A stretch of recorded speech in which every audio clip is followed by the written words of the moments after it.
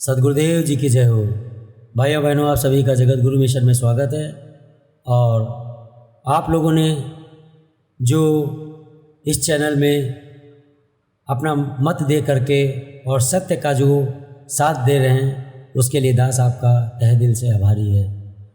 और जो सच्चाई को और सच्चे ज्ञान को ऊपर लाने के जो दास का प्रयास है, उसी में अगली कड़ी के रूप में अब जो दास बताने जा रहा है, उसमें मदन पंथ के जो नितिन रायजादा जी हैं, वो कभी कुछ बोलते हैं और कभी कुछ बोलते हैं। उनकी बातों में जो परस्पर स्वयं की बातों में विरोधाभास है, उसको आज दास उजागर करेगा।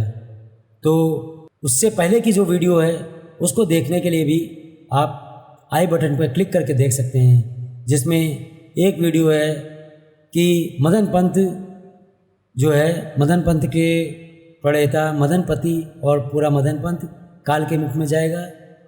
और दूसरा वीडियो जो बनाया है दास ने कि मदन पंथ के गुरु और शिष्य के ज्ञान में जो खींचातानी है, उस पर उन दोनों वीडियो को देखने के लिए आप क्लिक करके देख सकते हैं। और आइए अब शुरू करते हैं दूसरा वीडियो। और उसके लिए सबसे पहले नितिन का ही जो ऑडियो है वो चला करके आपको दिखाता है कि इसमें क्या बोलते हैं, और फिर अब दूसरी वीडियो भी चलाया जाएगा जिसमें कुछ और बोलते हैं। तो आइए शुरू करते हैं। तो यहाँ पे आपको हर चीज समझ आ गई कि भाई वो कालिंजर में ही मैं गया और वहां पे मैंने शब्द का प्रकाश किया, वहां पे मैंने आरती चौका नारियल ये सब कुछ पाखंड नहीं किया, इस पाखंड से दूर किया। अब आपने सुना, यहाँ पर नितिन जी साफ साफ आरती चौका आदि को पाखंड बता रहे हैं। चलिए ठीक है, जो भी किसी का मत होता है वो हो सकता है, लेकिन वो हमेशा एक होना चाहिए। लेकिन अब दास इनकी जो दूसरी ऑडियो सुना रहा है आपको, तो उसमें आप जान पाएंगे कि ये क्या बता रहे हैं।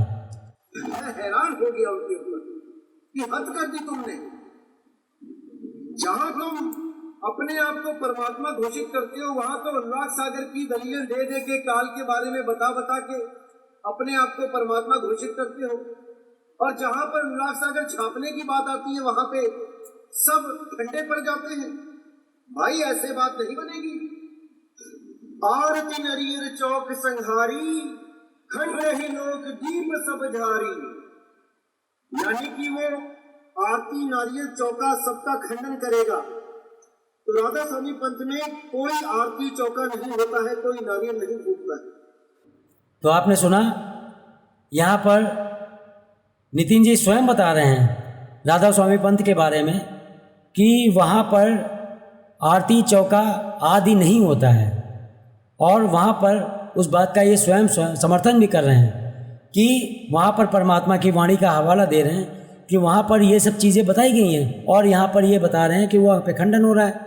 तो इस वजह से राधा स्वामी को ये गलत सिद्ध कर रहे हैं। चलिए कोई बात नहीं, लेकिन ये स्वयं क्या बोल रहे हैं, कभी ये उसको पाखंड बता रहे हैं और कभी उस बात का समर्थन कर रहे हैं। तो आखिर इनका मत क्या है, ये क्या कहना चाह रहे हैं, ये खुद इनको स्पष्ट नहीं है, तो अपने अनुयायियों को स्पष्ट कहाँ बता सकते हैं। लेकिन बात इतनी सी नहीं है, और इसके आगे की और जो ऑडियो हैं उसमें भी सुन करके और स्पष्ट हो जाएगा कि आखिर इनकी बातों में ये अलग अलग क्यों होता है। यानी एक जैसे नेता का व्यवहार होता है कि वो जब दिल्ली जाएगा तो कहेगा दिल्ली वासियों से मेरा जो लगाव है वो और कहीं पे नहीं है। फिर पता चला वो बॉम्बे में गया तो बता रहा है कि भाई बॉम्बे में जैसा मेरा मन लगता है वैसा कहीं नहीं लग सकता। यानी वो जहाँ जहाँ जाता है वहाँ वहाँ का ही बिल्कुल सगा हो जाता है। तो इनका कुल मिलाकर के वैसा ही हाल है। और अब इसी बात को जो और स्पष्ट हो जाएगा इनकी अगली ऑडियो से। तब कबीर साहब ने नाद वंश की बढ़ाई करी, वचन वंश की नहीं। क्या बोला कबीर साहब ने, धर्मदास तुम चेतहु भाई, वचन वंश कह देहु बुझाई। जब जब काल झपाटा लाई, तबे तबे हम होव सहाय।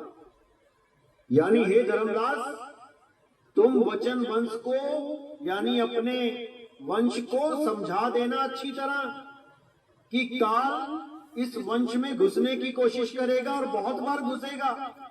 तो यहाँ पर आपने सुना नितिन जी स्वयं को बता रहे हैं कि भाई नाद वंश अलग है और वचन वंश अलग है, और जिन लोगों का नाम लिया है कि वो सब नाद वंश को प्रतिनिधित्व कर रहे हैं। और यहाँ पर बता रहे हैं कि कबीर साहब ने कहा है कि धर्मदास अपने वंश को यानी वचन वंश को समझा देना। अब यहाँ पर धर्मदास के पंथ को या वंश को ये क्या बोल रहे हैं, वचन वंश, और अपने आप को उससे अलग रखे हैं कि वो तो भाई वचन वंश है और मैं नाद वंश हूँ।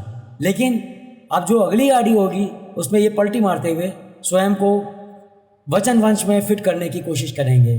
क्यों? जैसी वाड़ी वैसे में डाल लेंगे, जिसको कहते हैं ना कि जैसा देश वैसा भेष। इनका स्वयं का अपना कोई ज्ञान ही नहीं है। जैसी वाड़ी इनके सामने पड़ जाती बस उसी में बिल्कुल उसी को जस्टिफाई करके दिखा देते हैं कि भाई यही है। तो आइए सुनते हैं। फिर कह रहे 4 पंथ 12 कर मूला, वचन वंश कहे हुई है सूला। यानी ये 4 और वो 12 ये जो पंथ चलेंगे ये वचन वंश के लिए शूल के बराबर होंगे। यानी कि जहां भी कबीर साहब किसी संत को चुनकर वचन देंगे उसको कि तुम नामदान बख्शो और मैं उस जीव की संभाल करूंगा, इसको वचन कहते हैं। उनके लिए ये शूल के बराबर हो जाएंगे, उनके लिए ये बहुत बड़ा रोड़ा अटकाएंगे। तो आपने सुना पिछले ऑडियो में ये बता रहे थे कि धर्मदास का जो वंश है उसको बता रहे थे कि अपने वंश को यानी वचन वंश को समझा देना। और यहाँ पर जब वाणी देखी वचन वंश का समर्थन हो रहा है तब स्वयं को वचन वंश में डालते हुए कह रहे हैं कि जो चारों दूत होंगे रंभ कुरम जय विजय, ये वचन वंश के लिए शूल होंगे। और उसमें स्वयं को फिट करते हुए वचन वंश का बता रहे हैं। तो ये इनका मत है कि जैसा देखते हैं बस वैसे में ही अपने आप को फिट करने की कोशिश करते हैं। जैसे तैसे जैसे कपड़ा पा गए बस उसी में अपने आप को ढाल लिया कि ये कपड़ा मेरा ही है, भले वो हाथी का हो, लेकिन ये कहेंगे बस ये कपड़ा तो मेरा ही है। तो कुल मिलाकर के इनका यही हिसाब है। और जो आगे की वाणी है और स्पष्ट कर देगी इनकी बात को। जो एक बार इस कबीर पंथ में आ गया, जो असली मूल ज्ञान कबीर साहिब का जो पंथ है, तो भाई 84 उसी दिन कट जाती है। क्योंकि नामदान के वक्त ही आपका तिनका तोड़ दिया जाता है। तिनका तोड़ देहु परवाना, तब हम पावे साहिब पद निर्वाणा। जय हो बंदी छोड़ के। तो आप लोगों ने सुना यहाँ पर नितिन स्वयं अपने मुंह से स्वीकार कर रहे हैं कि तिनका तोड़ देहु परवाना, और जिससे मिले वो पद निर्वाणा। अब यहाँ पर स्पष्ट ये स्वीकार कर रहे हैं कि जब वो परवाना मिलेगा तब जो है पद निर्वाणा में प्राप्त होगा। लेकिन दास ने जो एक वीडियो बनाई थी कि जो मदनपति हैं उनको सतनाम की प्राप्ति ही नहीं हुई थी, उसी में दास ने ये साबित किया था कि मदनपति को परवाना मिला ही नहीं, पान परवाना जो होता है वो मिला ही नहीं। और ये स्वयं नितिन ने भी अपने मुंह से स्वीकार किया कि वहाँ पर उन्होंने ये पान परवाना नहीं लिया। और आज उसी पान परवाना का समर्थन कर रहे हैं कि तिनका तोड़ देहु परवाना। तो अब उनको परवाना दे कैसे सकते हैं ये भक्तों को, जब इनके मदनपति को नहीं मिला तो इनको कहाँ से मिल गया और कहाँ से इनके गुरु को मिला। तो ये कुल मिलाकर के संगत को बेवकूफ़ बनाने का काम कर रहे हैं, क्योंकि ये काल के दूत हैं और काल की ही सेवा कर रहे हैं। तो काल की सेवा करने के लिए सबसे पहले तो जो दूत होते हैं वो यही कहना शुरू कर देते कि काल तो होता ही नहीं है। जैसे अपने ये कई वीडियो में कह चुके हैं कि कबीर साहब ने तो एक कहानी ज्ञान सुनाया है और उसको एक पवित्र ज्ञान की संज्ञा देते हैं। तो कहानी का मतलब तो कोई रियलिटी है ही नहीं, रियलिटी नहीं यानी झूठा ज्ञान। तो कबीर साहब ने झूठा ज्ञान दिखाया इनको। इनका कहने का मतलब है कि कबीर साहब ने जो ज्ञान दिया है वो झूठा ज्ञान है। कहानी का मतलब झूठा होता है, कहानी कोई सच्ची थोड़ी ना होती है। और उस झूठी कहानी से ये सत्यलोक ले जाएंगे। वाह रे वाह, मतलब सत्यलोक ना हुआ, आपके घर की चाबी हो गई, जिसको मना है उसको दे दिया। और सबसे बड़ी बात तो ये है कि ये कबीर साहब पर झूठ बोलने की तोहमत लगा रहे हैं, जिसने ऐसी वाणी कही है कि साच कहूँ तो मारन धाय और झूठ कहीं ना जाई हो। वो साफ साफ कह रहे हैं कि मुझसे झूठ नहीं कहा जा सकता, और उस परमात्मा के लिए बोल रहे हैं कि उन्होंने कहानी ज्ञान बताया। हद हो गई, ऐसे झूठ बोलने वाले ये सत्य लोग जाएंगे। अरे ये तो जो कर रहे हैं वो कर रहे हैं, लेकिन इनके अनुयायियों की अगर जरा सी भी बुद्धि जागृत हो तो सुन के समझ लें, वरना तो दास दिखा चुका है कि कबीर साहब ने स्वयं कह दिया कि ये सब जो है काल के मुख में जाएंगे, बाकी तो सब ये स्वयं जिम्मेदार हैं। और अब जो आगे की ऑडियो इनकी सुनाने जा रहा है, उसमें स्वयं इनके गुरु भाई, नितिन के गुरु भाई जो बयान दे रहे हैं इनके बारे में और इनके गुरु वैराग जी के बारे में, वो बहुत ही आवश्यक है आप लोगों के लिए सुनने और समझने के लिए कि आखिर इनके पंथ को दास ने भ्रमित पंथ क्यों कहा है। ये मदन पंथ जो है एक भ्रमित पंथ है, और इसका प्रमाण देखिए, आइए सुनते हैं। मैं तो गुरु चेले का एक ज्ञान नहीं है इस बात का। मैं गवाह हूँ, जहाँ कहो वहाँ बात कर सकता हूँ, और ज्ञान दोनों को रख दूंगा। समझना आपको है, नसन का भी ज्ञान रख दूंगा और जनक का भी ज्ञान रख दूंगा। समझना आप समझ आपकी काम करेगी। तो आप रखो ना, जो जो समझेगा वो समझ जाएगा। भाई रख दिया मैंने, कल रात रख दिया 12 बजे के बाद। आज नहीं है वो आपके हो सकते हैं। तो आपका विवेक तो जाग गया भाई। हाँ मेरा तो जाग गया है मेरे। तो आपने सुना, ये नितिन का ही एक गुरु भाई है जो स्वयं स्पष्ट कर रहा है कि गुरु और चेले यानी गुरु वैराग जी इनके जो हैं और नितिन, इन दोनों का ज्ञान एक नहीं है।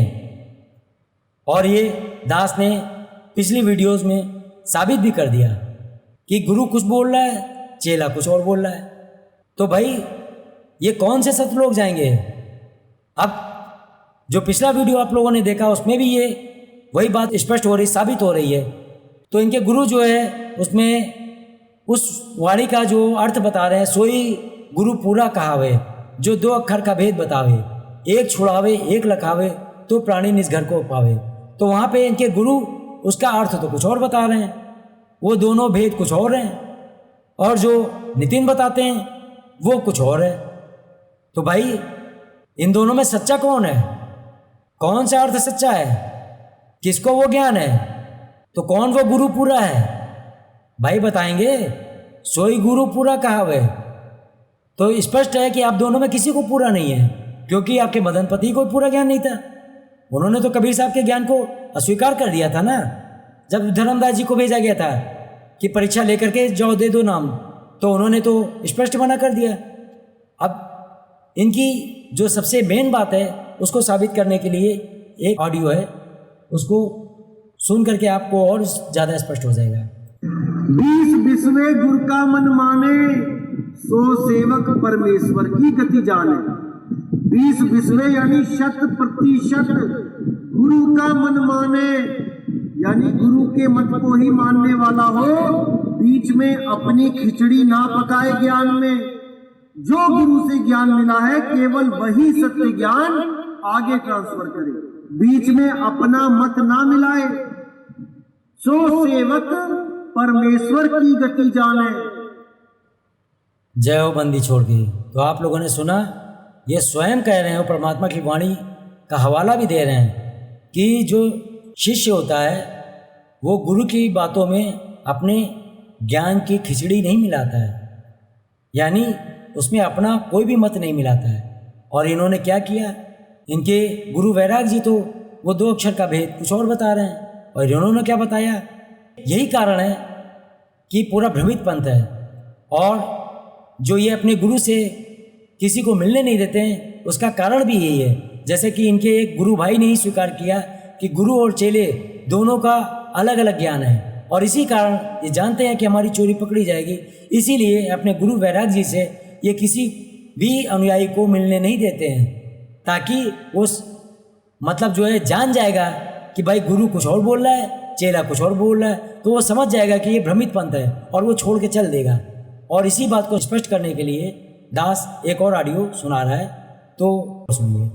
और मैं उन दोस्तों से, उन भाइयों से बहुत माफ़ी मांगना चाहूँगा जिनको मैंने गुरुजी का एड्रेस नहीं दिया। उन लोग ने 20-20 मेल भेज दी मुझे कि एड्रेस दे दो, प्लीज़ एड्रेस दे दो, लेकिन मैंने नहीं दिया। मैं माफ़ी चाहूँगा, लेकिन मैं आपका भला जानता हूँ दोस्तों, मुझे पता है कि आपका भला कहाँ पे है। मैं नहीं चाहता कि किसी कच्चे घड़े में पानी आए और उसका भी वो हाल हो जाए जो एक स्वयंभू आत्मज्ञानी का हो चुका है। तो आपने सुना, इसमें ये उस चीज़ का क्या बहाना बता रहे हैं कि मैं नहीं चाहता हूँ, यानी इनके गुरु ऐसे खतरनाक हैं कि मतलब वहाँ जाते ही लोग घड़े की तरह टूट जाएंगे। ये कौन कह सकता है?